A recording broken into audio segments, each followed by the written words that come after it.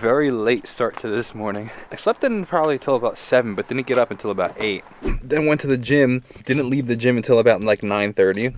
So this is, if you know me, very, very, very late compared to me. So now it's like around 11:15. Gonna head to the P.O. box, check some things to see if anything's at the P.O. box, and then have a chiropractor appointment. But I definitely, I need to recoup. There was a lot of things going on between flying to Nashville and yesterday was a big day. Just all the travel and rental car to the plane to the bus to the train to walking in Manhattan to another train to getting picked up by Devin to practice to then getting dropped off by Emily. Oh my gosh, what a day.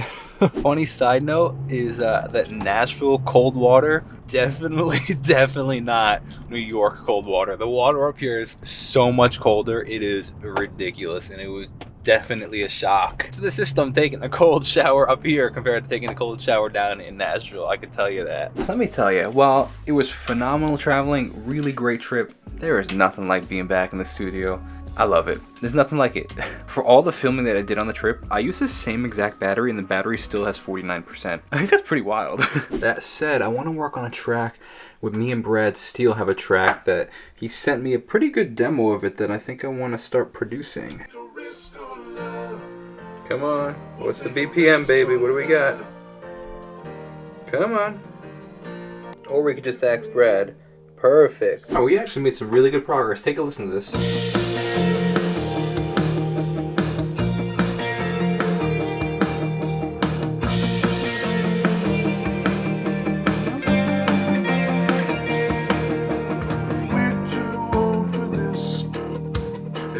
That's what you say. You keep telling me romance has an expiration date.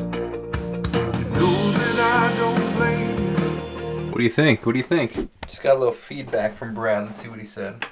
Kind of feels like the intro, like the first half of the intro just needs like a kick, so then it can like come in heavy on the second half of the intro. So something like... Alright, let's see if we can get that done. Alright, I feel like it could be a little bigger, but I'm thinking something like this. See, it starts off simpler, then it gets bigger.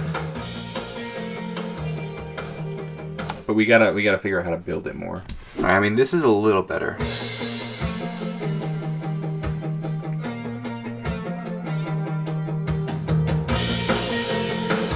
Kind of like that. Yo, what's up? How's it going? Hey, how are you? Wonderful. Quick think you would be able to pick up a box of Joe just so I could drop all my gear off because I feel like it might make me late. Sure.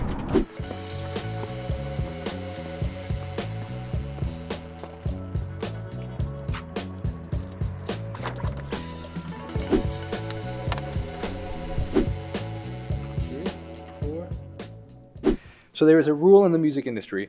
You have to be careful to turn on either the amps or the board first. So technically, we want to turn on the board first and the amps second, but you turn off the amps first and the board second. Because what happens if you turn the board on while the amps are on, it'll make a big popping sound and it's not good for the amps. Board on first. Turn this on back here. Yeah, that was it. Okay. Now, there it is. Boom. Okay, we're making progress. Okay. So if you didn't know, the amps are typically one of the first things you plug in because my amp at least has what's something called a tube. It's a tube amp. There's actual tubes in there that heat up with electricity and turn on, and you actually want to get those warm before you start playing them. So we're gonna turn that on first before we get the rest of the gear on from the car. In case you were curious, I use a Fender Hot Rod Deluxe, which I very much like, but it's too big. I never put it past 3 or 4, and I kind of wish that it's one, very heavy, and 2, it's too loud. I kind of wish that I had a smaller option because 1, it'd be easy to carry, and 2, you could push it a little further, which would then create a natural overdrive from the amp, which is kind of cool. Oh, look who decided to show up. Look, long time no see, man. What are we doing here? I haven't explained what we're doing here tonight. What are we doing here? I have no idea. We're jamming. We're jamming, baby. Yeah.